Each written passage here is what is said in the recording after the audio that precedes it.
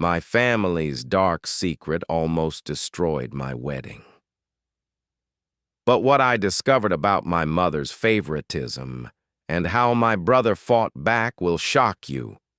I'm 32 years old, the youngest of 4 kids from a Middle Eastern family, and I never realized how toxic my childhood was until my brother James cut all contact with our parents 6 months before my wedding. The fallout nearly ruined the most important day of my life. Let me take you back to where this all started. I have 3 siblings: John, who's 50 and lives in Europe, James, who's in his 40s and moved to Canada, and my sister Mary, who works for the government back home. Growing up, I always knew something felt off about how my mother treated us, but I couldn't quite put my finger on it. John was the golden child. When he was born, he had serious health problems, and my mom practically lived at the hospital with him for his entire first year.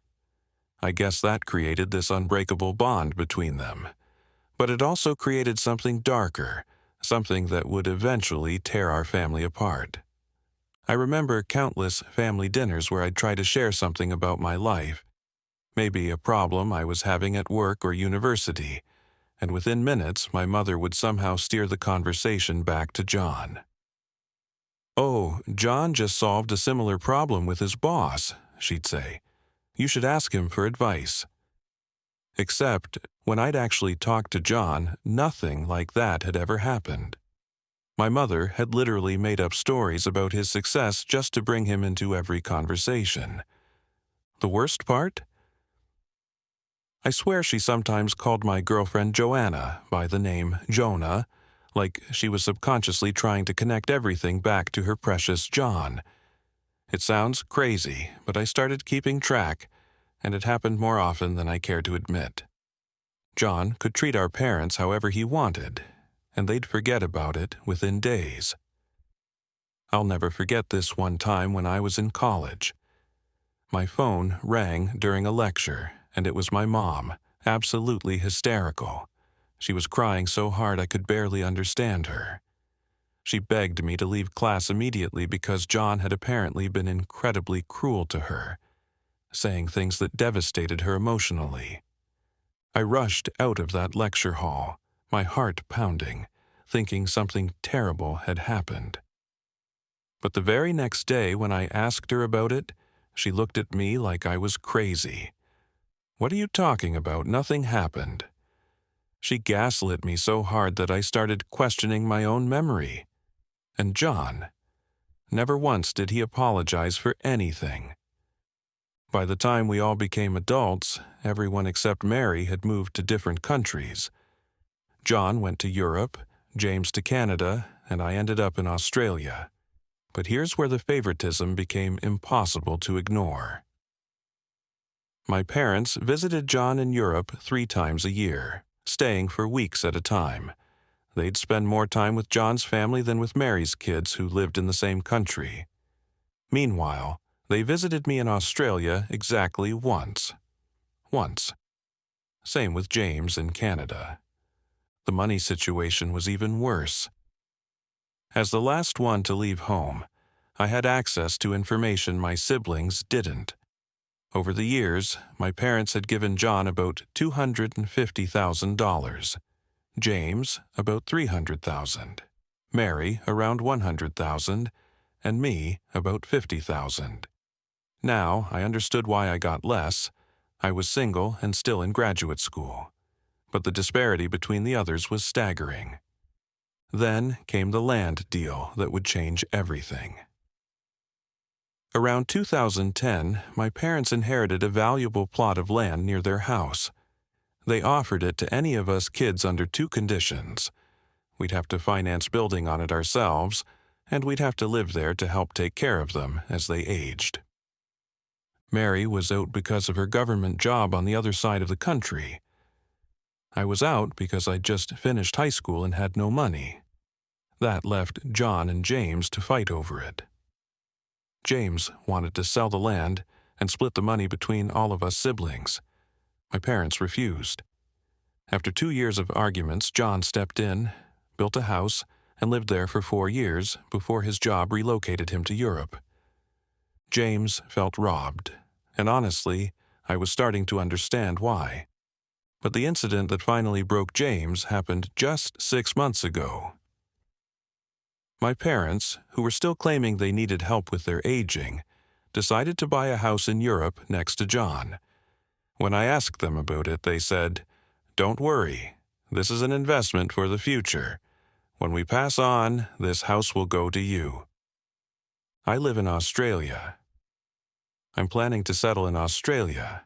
Australia is literally on the opposite side of the world from Europe.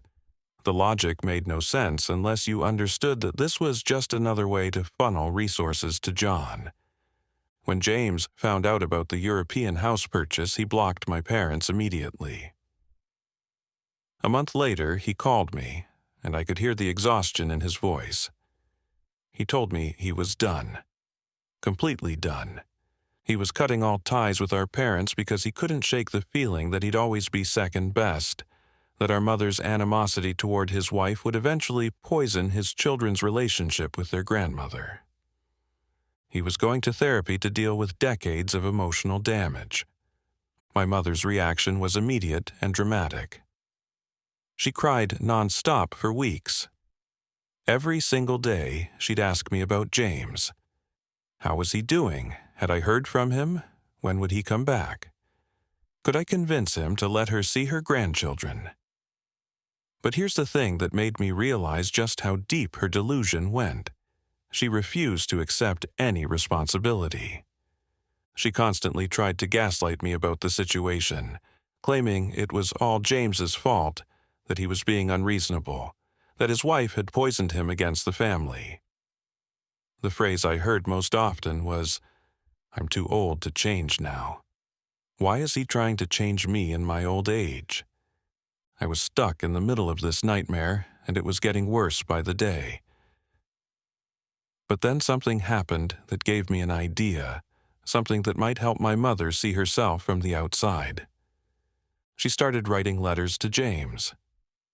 Email after email, trying to guilt-trip him into responding, begging for pictures of his kids, talking about how he needed to soften his stone heart. Every time she showed me one of these letters, I got more and more angry because they were all about her pain, her loss, her need to see her grandchildren. There was almost no acknowledgement of what James had been through, or why he felt the need to protect his family from her. After she sent another one of these self-centered letters, I finally lost it. I told her that if she kept sending emails like this, James would probably block her email address too. That's when she asked me something that surprised me. Well, what kind of letter would actually help? "Can you show me?" This was it. This was my chance. I agreed to help her write a letter, but with one non-negotiable condition. She could never send it.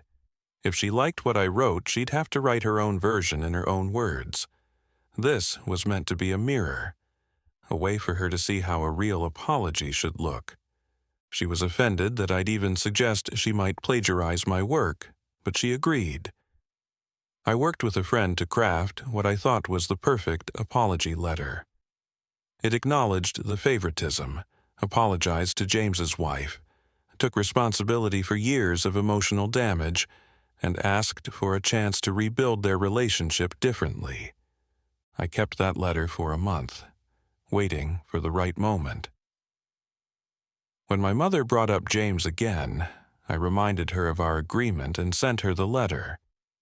Her response was everything I'd hoped for and everything I'd feared. She told me I was a wonderful son and that she finally understood my position.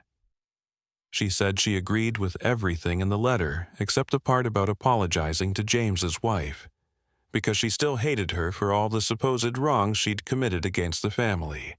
And then she said the words that shattered my hope. "I think I'll just delete that paragraph and send this letter as is to James." I lost it. One condition. I had given her literally one condition. I told her that if she sent my letter, she could kiss my help goodbye forever. She tried to backtrack, claiming she was just kidding, but we both knew she wasn't. My mother even started seeing a therapist again, claiming this time would be different. It lasted 4 sessions. 4 sessions before she quit because she couldn't handle looking at herself in the mirror. A month later, she wrote another letter to James. Same guilt trips, same self-centered approach. Absolutely nothing learned from the example I'd given her. When I pointed out the differences between her letter and mine, she said mine was ingratiating, while hers was honest. That's when I gave up hope entirely.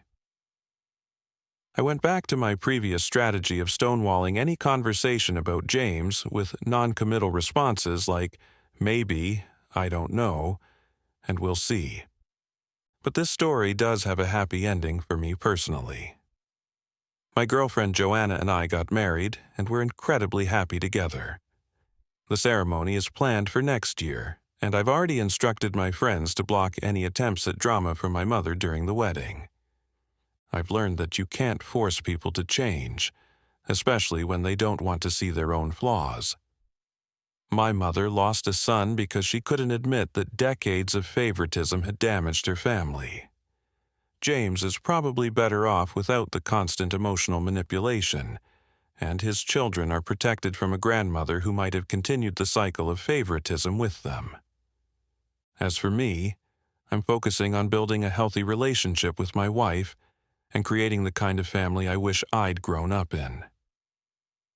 Sometimes, the most loving thing you can do is recognize when someone isn't willing to change and protect yourself accordingly. The saddest part? My mother still asks about James every day, still cries about missing her grandchildren, but she's never once asked herself what she could have done differently. She's chosen her delusion over her son, and that's a choice she'll have to live with. Family isn't just about blood. It's about respect, equality, and love that doesn't come with conditions. I hope sharing my story helps someone else recognize these patterns in their own family and maybe, just maybe, break the cycle before it's too late.